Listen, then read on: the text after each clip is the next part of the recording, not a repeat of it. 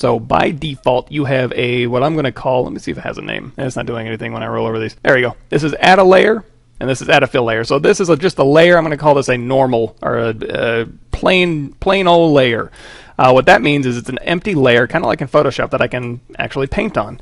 Now, one thing you're going to have to remember is when you're painting and you're dealing with shaders, and the shader takes in multiple outputs. So if we go back to the Substance Designer here, this, remember when you were talking about, let's go and get rid of this thing. When we had our base material here, and let's click 3, plug this in. So now we have a base color, normal, roughness, and metallic. If I right click any one of these and go view in 3D view, it's going to ask me to plug it into the shader, into the correct channel that it's expecting, so that it can be rendered correctly in my 3D view. Now, of course, this is base color. I want it to show up in my base color. Because all of these things are working together, your base color, normal, roughness, and metallic, they're all happening at the same time. You have to remember that while you're in Substance Painter, all of this stuff is happening at the same time. You've got 4 channels: base color, height, roughness, and metallic. So while I'm painting over here, I also have access to, if I have my default brush selected and I'm on a blank layer here, if I scroll down, these are just a bunch of brush settings. It's just like, you know, you would expect. You've got brush size, flow, spacing, flow, all that good stuff. Alphas that we can plug in. I'll get into brush settings later. But if we scroll all the way down under the material section, if it's closed, just click this little area up here. You're going to see we have color, height, roughness, and metallicity.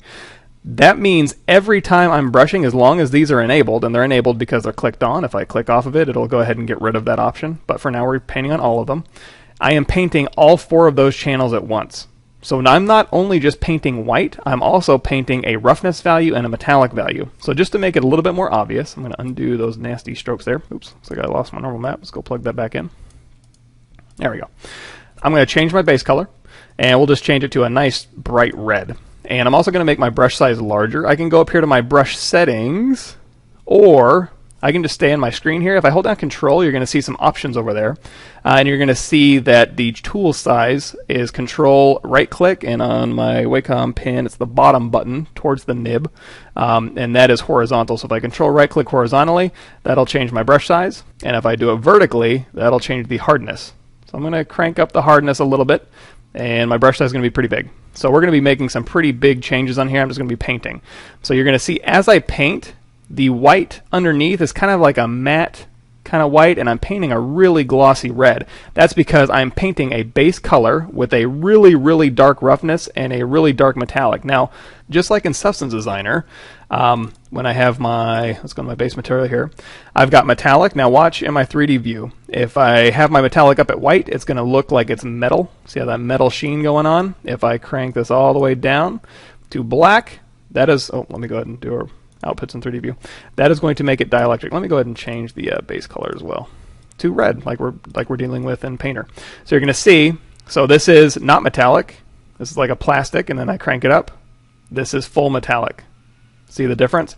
The exact same thing in Substance Painter. If I now go over here and go, you know what, metallic, crank it up, it's not going to change what I've already painted because I've already painted with those properties. But since I've changed my brush properties, if I start painting now, it's going to paint a metallic red.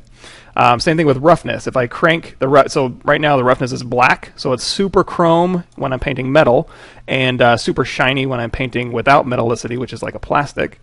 If I crank up my roughness all the way to white, you're going to see, so I'm full rough, full metallic. This is going to be like a very dull, I guess a dull metal, which I don't see a whole lot of, but that's what it would look like.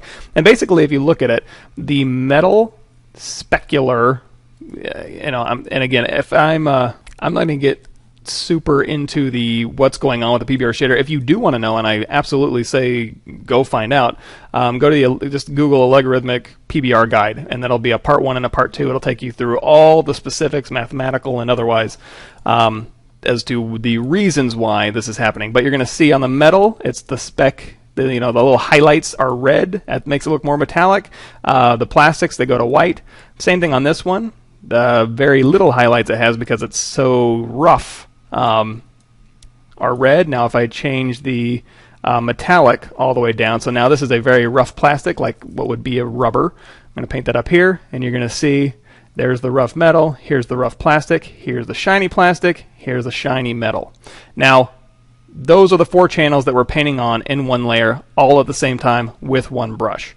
How do you see all these channels at once? Well, you are seeing all the channels at once, but if you want to see them individually, hit the C as in cat, key on your keyboard, and that'll cycle through all the channels individually, so you can kind of see how these channels are working together to create your final image, which is the final rendered product. So if I hit C once, we're in base color, and that's all we're doing is cycling through our channels. If we were to add more channels, which we will in a bit, it will cycle through those as well. So I'm going to hit C one more time, and that's going to be the height. Now, we weren't painting a height value, and height will come in later when we're dealing with that, but right now it's just black. So we've got negative height value and positive height value. Right now it's not painting anything.